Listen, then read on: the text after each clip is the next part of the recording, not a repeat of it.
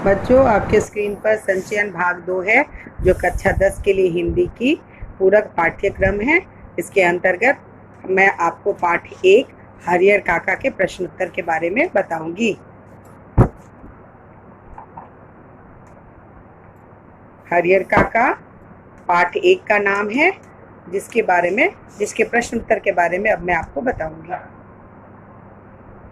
बच्चों, आपके स्क्रीन पर संचयन भाग 2 पाठ 1 पाठ का नाम है हरिहर काका, जिसके शब्दार्थ मैंने लिखे हैं। यंत्रणाओं यानी कलेशों, कष्टों, आसक्ति, लगाव, सयाना, बड़ा होना, मझधार, जल प्रभाव या भव सागर के मध्य में, विलीन, लुप्त होना, विकल्प, दूसरा उपाय, कल, युक्ति, आच्छादित यानी ढका हुआ, ठाकुर बाड़ी, देवस्थान, संचालन, चलाना, नियुक्ति, लगाया गया, दवनी, गेहूं, अगम, प्रयोग में लाने से पहले देवता के लिए निकाला गया अंश, घनिष्ठ, गहरा, प्रवचन, भाषण, मशगूल, व्यस्त, दुमाद, हवन में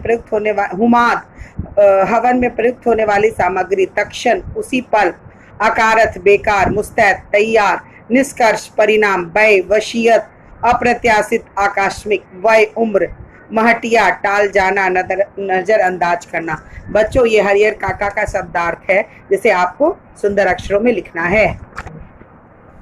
अब आपके स्क्रीन पर हरिहर काका का प्रश्न उत्तर है। पहला है, कथावाचक तथा हरिहर काका के बीच में क्या संबंध है और इसके क्या कारण है। हरिहर काका और कथावाचक यानी लेखक दोनों के बीच बड़े ही मधुर एवं आत्मीय संबंध थे, क्योंकि दोनों एक ही गांव के निवासी थे। कथावाचक गांव के चंद लोगों का ही सम्मान करता था, उनमें हरिहर काका एक थे। इसके निम्नलिखित कारण थे। हरिहर काका लेखक के पड़ोसी थे। कथावाचक की मां के अनुसार हरिहर काका ने उसे बचपन में बहुत प्यार किया था। कथावाचक के बड़े होने पर उसकी पहली दोस्ती हरिहर काका के साथ ही हुई थी। प्रश्न 2, हरिहर काका को महंत और अपने भाई एक ही श्रेणी के क्यों लगने लगे। महंत एवं हरिहर काका के भाई दोनों ही स्वार्थी थे। दोनों का अपने प्रति क्रूर व्यवहार देखकर हरिहर काका को वे एक ही श्रेणी के लगने लगे। दोनों का लक्ष्य एक ही था, हरिहर काका की जमीन हथियाना। इसके लिए दोनों ने ही छल बल का प्रयोग किया और उनके विश्वास को ठेस पहुंचाई। ठाकुर बाड़ी के प्रति गांव के लोगों के मन में अपार श्रद्धा के जो भाव है, उसमें उसकी किस मनोवृत्ति का पता चलता है। ठाकुर भाव के प्रति गांव के लोगों के मन में अपार श्रद्धा के जो भाव है, उसे उनकी ठाकुर जी के प्रति भक्ति भावना, आसक्ति, प्रेम तथा विश्वास का पता चलता है। वे अपने प्रत्येक कार्य की सफलता का कारण ठाकुर जी की कृपा को मानते हैं। बच्चों, प्रश्न 4 है, अनपढ़ होते हुए भी हरिहर काका दुनिया की बेहतर समझ रखते हैं। कहानी के आधार पर स्पष्ट कीजिए। अनपढ़ होते हुए भी हरिहर काका दुनिया की बेहतर समझ इसलिए रखते हैं क्योंकि जिंदगी में उन्हें जो अनुभव दिए हैं, उन अनुभवों ने उन्हें समझ को निखार दिया है। परिवार वाले और मठाधीश दोनों ही उनके लिए काल बन जाते हैं। इन दोनों ने हरिहर काका से 15 बीघे जमीन हथियाने के लिए हर तरह के हथकंडे अपनाए तथा उन पर बहुत जुल्म और अत्याचार किए। इन सब के बावजूद हरिहर काका ने जीते जी अपनी जमीन किसी के नाम नहीं लिखी, क्योंकि अपनी जमीन उनके नाम करके वे कुत्ते की मौत नहीं मरना चाहते थे। इन सभी बातों से यह लगता है कि हरिहर काका अनपढ़ होते हुए भी दुनिया को समझ रखते थे।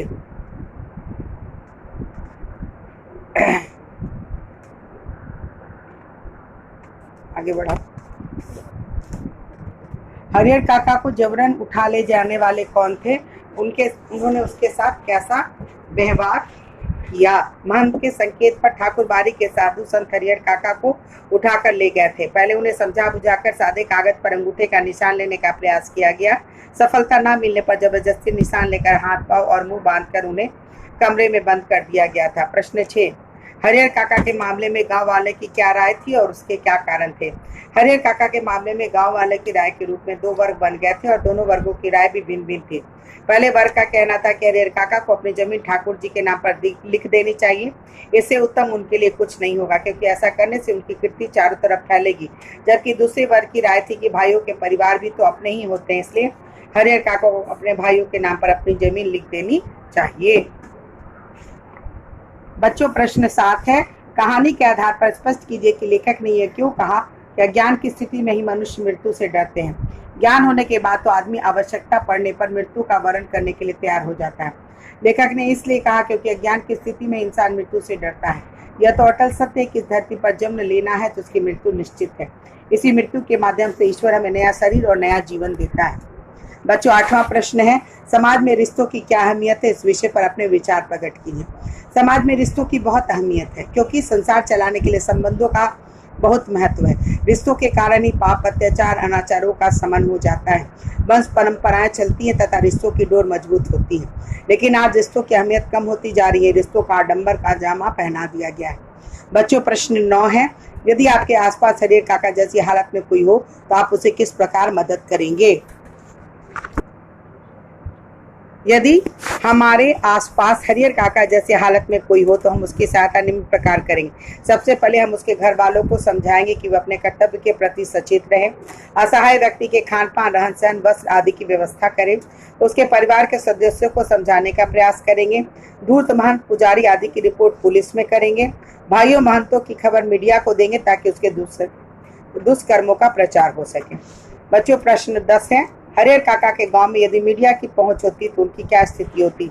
अपने शब्दों में लिखिए।